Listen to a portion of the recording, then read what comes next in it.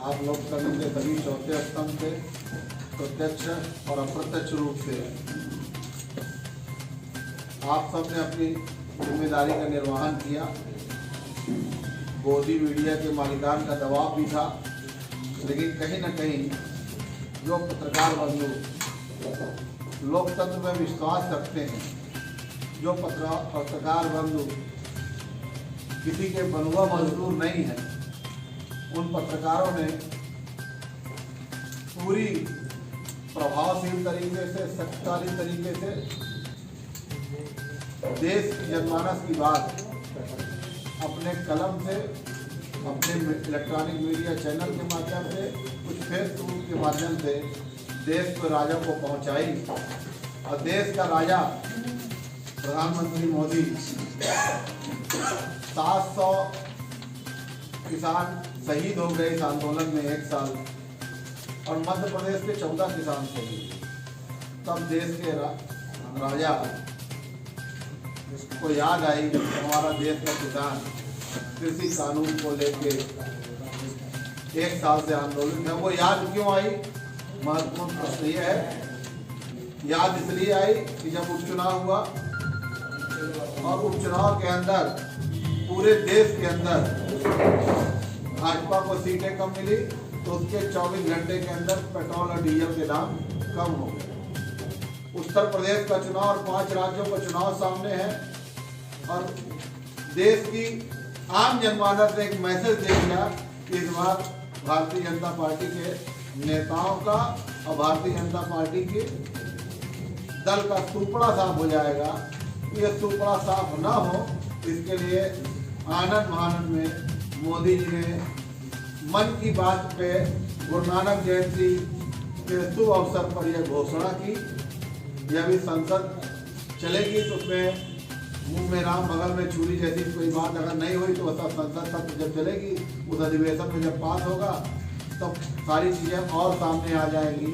अभी तो उन्होंने जो कहा है कि तीनों कृषि कानून हम माफ करेंगे, उनके बाद पे उम्मीद के साथ कांग्रेस पार्टी विश्वास करती है। वैसे उम्मीद उनसे की नहीं जानी चाहिए, क्योंकि उन्होंने ही कहा था कि हम 15 लाख रुपए जमा करेंगे, जो आज तक उन्होंने नहीं किया। उन्होंने ही कहा था कि हम पेट्रोल और डीजल और महंगाई पर रोक लगाएंगे, उन्होंने आज तक नहीं किया। और बाबा रामदेव हो चाहे अन्ना हजारे हो, ये सब सहयोगी हो गए भारतीय जनता पार्टी के, लेकिन कृषि काले कानून के संबंध में बाबा रामदेव के मुंह में भी ताला था, और अन्ना हजारे जो गांधी विचारक अपने आप को मानते हैं, उनके मुंह में भी ताला लगा था। ये अन्ना हजारे भी आरएसएस के दलाल है और रामदेव भी आरएसएस के दलाल है।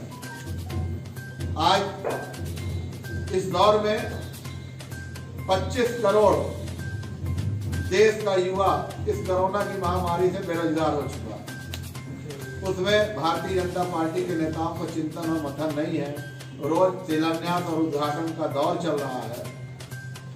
आप सब जितने भी मेरे पत्रकार बंधु हैं, सब कहीं न कहीं से किसानी से, किसान के परिवार से आते हैं, किसाने से जुड़े हुए हैं। आपको मालूम है कि आज की तारीख में युवा, किसान, व्यापारी सभी परेशान हैं। लेकिन मैं सत्यपाल मलिक जी को, वरुण गांधी जी को और हिमाचल से आने वाले भारतीय जनता पार्टी के राष्ट्रीय अध्यक्ष जेपी नड्डा जी को, जिन्होंने पार्टी के अंदर पहली बार प्रमुखता से बोला कि यह हार का कारण किसान बिल था, उपचुनाव के हार का। और आज तक इनकी जितनी भी घोषणाएं होती चली गई, जिस भी माध्यम में हो, चाहे किसान के लिए हो, चाहे बेरोजगारों के लिए हो, चाहे मजदूरों के लिए हो, चाहे नोटबंदी हो इनका, चाहे जीएसटी हो इनका, क्या इनकी अपनी घोषणाएं हर चुनाव हो। 7 साल में 16-17 प्रदेशों में उपचुनाव हुए, इन घोषणाओं का अंबार लगा दिया लोकसभा से लेकर विधानसभा तक में, और देख लीजिए कि वो 5%, 10% भी नहीं पाए। पूरी देश की गरिमा इनने खत्म कर दी। पूरे हमारे जो जिन संस्थानों के नाम से देश जाना पहचाना जाता है उन्हें। तो इस तरह की जो हमारे प्रधानमंत्री की जो करतूत है, वो बहुत मुझे विश्वसनीय नहीं लगती। आप सब पत्रकार बंधु, सब लोग सब जानते हो।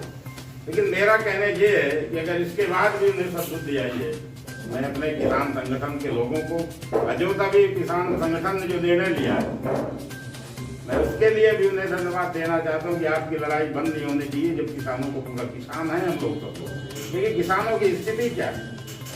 क्या 6,000 रुपए उन किसानों को दे के साल भर में 5,000 रुपए 16-17 रुपए अगर जोड़िए तो रोज होता है, उनमें उनका जीवन चल सकता है?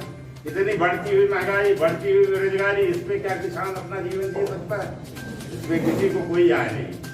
ये चुनाव अगर ना होता, अभी उपचुनाव ना होते तो डीजल पेट्रोल के थोड़े से रेट घटते, डीजल का रेट घटने की कहानी इस तरह की है कि कोई व्यापारी चला राजा के पास अपनी रोटी का रेट बढ़ाने के लिए 5 से 10 करने के लिए, राजा कहता है 30 रुपए कर लो। फिर जब शिकायत होती तो राजा कहता है कि भाई 10 रुपए कम कर लो, 20 रुपए कर लो। मतलब ये कहानी है कि आप 110-20 रुपए बढ़ा दो, फिर 5 रुपए कम घट गया, जो तो कोई राहत थोड़ी है।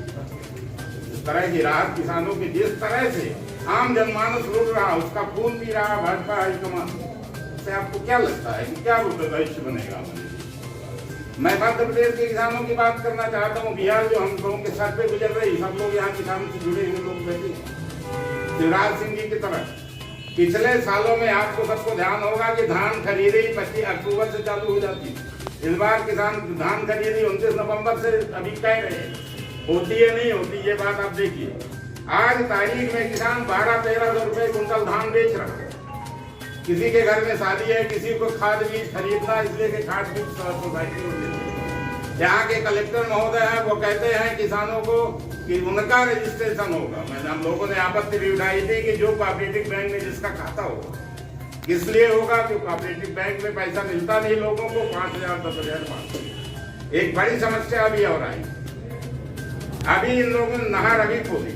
आप देख लीजिए, नवंबर है, हम लोग एक किसान है, गेहूं बुवाई का अंतिम सीजन है, खाद आज भी नहीं मिल रही पेपरों में। हम लोग एक किसान है, गेहूं बुवाई का अंतिम सीजन है, खाद आज भी नहीं मिल रही पेपरों में, रोज निकल रहा खाद की कोई कमी।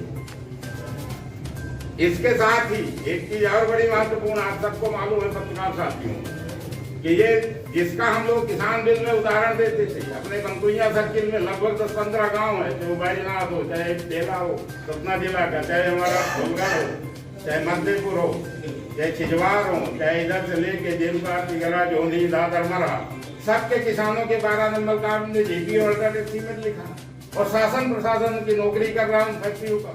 वो गरीब किसान न केसीसी का कर्ज ले पा रहा, न वो गरीब किसान जमीन को बेच सकता अपनी बेटी की शादी में। इस तरह का अन्याय कहाँ?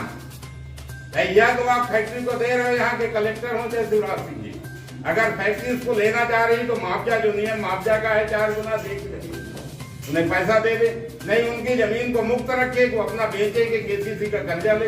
उन बेचारों का क्या गुनाह है कि न तो उन्हें कर्जा मिल रहा, न वो अपनी जमीन को बेच पा रहे। इस तरह किसानों की भगवंत है किसान पुत्र हमारे मुख्यमंत्री जी।